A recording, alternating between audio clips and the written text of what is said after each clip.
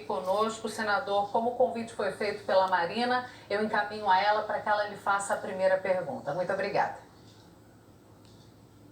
Obrigada, Cecília. Bom dia para você, bom dia, senador, bom dia a todos. A gente queria saber como é que foi a reunião. Ontem o senhor esteve reunido com o presidente do Congresso, senador Rodrigo Pacheco, falaram em algumas medidas que precisam ser tomadas, né? O senhor como um conhecedor da área ali.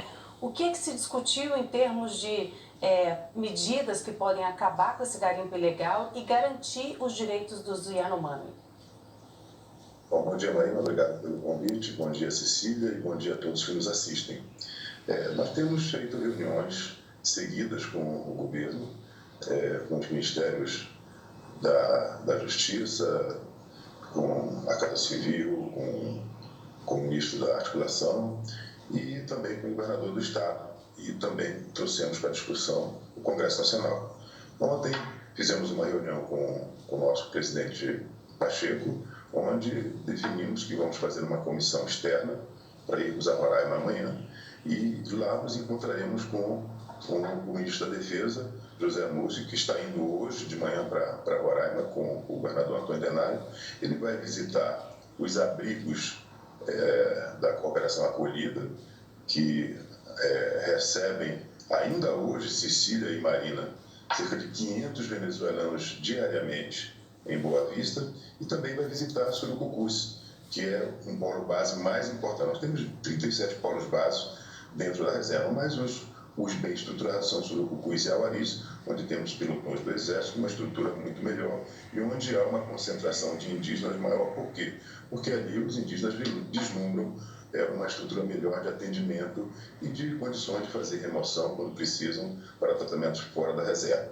Mas nós também discutimos que nós temos ali cerca de 20, 30 mil garimpeiros. Isso é uma especulação, esse número é especulativo, porque não dá para se fazer um censo de garimpeiros, que é uma dificuldade muito grande de acesso na área indígena.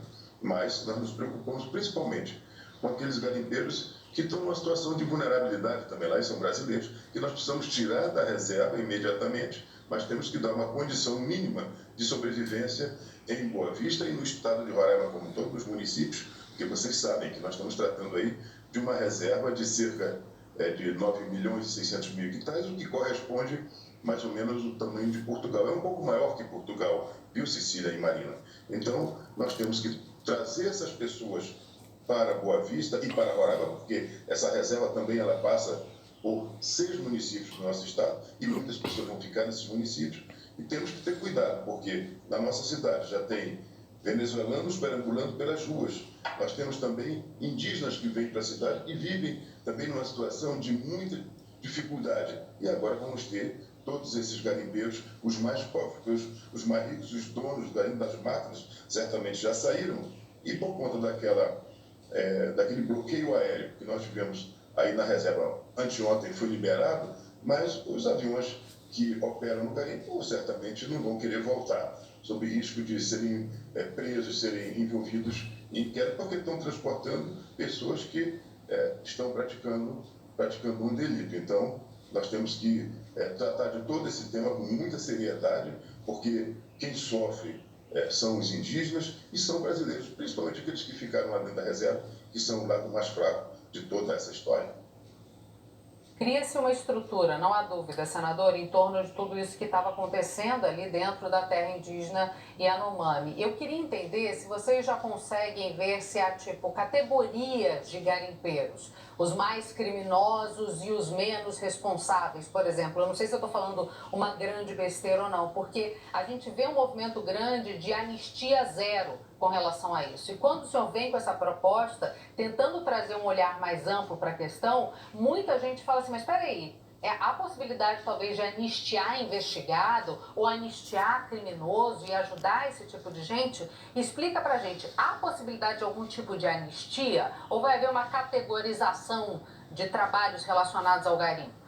Olha, esse problema de garimpo no nosso estado, ele já acontece há mais de 80 anos. Há mais de 80 anos nós temos presença de garimpeiros, não só na área Yanomami, mas também em outras reservas do nosso estado, como a Raposa Serra do Sol, por exemplo.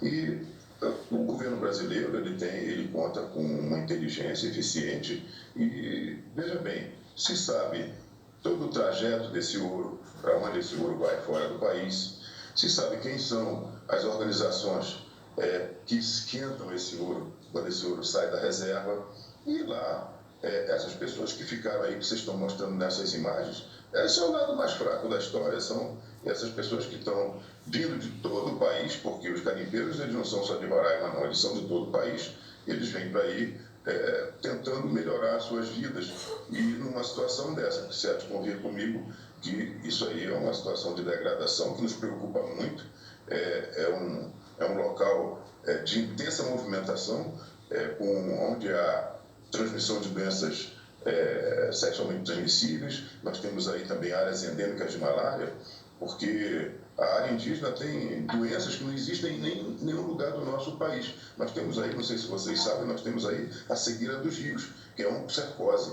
É uma filariose que ela está circunscrita à reserva indígena e é a maior área endêmica do mundo de oncocercose, que é uma doença que ela começa a afetar a pele das pessoas e essa microfilária migra para os olhos, causando cegueira nas pessoas. Tem muitos índios nas áreas de Totopipa, Lauá, Udemini, que ficam cegos e que nos procuram na cidade para fazer tratamento. Então, isso é uma área muito difícil, de cuidar. E nós temos que ter ações emergenciais para retirar esses garimpos. Nós não somos a favor de garimpagem em terra indígena, porque isso é contra a lei, mas também nós temos que nos preocupar com esses brasileiros que também estão aí numa situação de vulnerabilidade também semelhante aos nossos irmãos indígenas. Então, nós vamos tratar disso com muita seriedade, evitando politizar isso, mas sempre chamando a atenção a vocês, que nós precisamos discutir a questão de exploração mineral na nossa reserva Yanomami. Por quê?